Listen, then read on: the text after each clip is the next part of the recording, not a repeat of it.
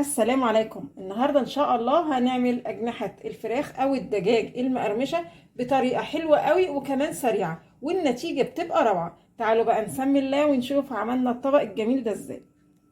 حلة بشوية مية كده على البوتاجاز، وعايزين شوية المية يبقى يدوبك على قد الأجنحة، مش عايزين شوربة كتيرة علشان طعم الأجنحة يبقى مركز فيها ما يضيعش مع المية الكتيرة. وهضيف لشوية المية دول جزر مبشور وبصل وطماطم، وهنظبط الملح. وبعد المية ما تغلي هضيف ليها كمية الجوانح اللي معايا، وهغطي الحلة وهسيب بقى الأجنحة لحد لما تستوي.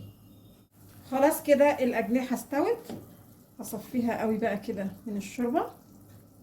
بعد كده هنعمل خلطة بسيطة كده.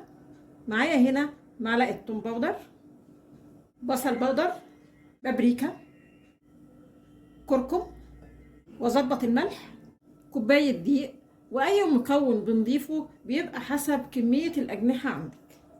كنت ناسية الفلفل الاسمر، وممكن تحطي كمان سنة شطة بيبقى طعمها حلو قوي.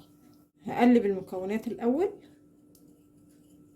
وبعدين هضيف الشوربة بقى اللي احنا سلقنا فيها الاجنحة واحدة واحدة كده. احنا عايزين خليط كده خفيف. تمام كده انا ضفت حوالي كده كوبايتين شوربة، وده سمك الخليط اللي انا عايزاه. بصوا قريب من سمك خليط الكريب. بعد كده هضيف الجوانح. تمام كده هسيب الأجنحة في الخلطة كده نص ساعة ولا حاجة تكون شربت التتبيلة. هجيب بقسماط يكون حبيباته ناعمة، ولو عندك البقسماط حبيباته خشنة ضيفي عليه معلقة ولا 2 دي بس، علشان ايه؟ نضمن ان شاء الله ان الأجنحة الغلاف بتاعها ما يقعش واحنا بنقليها.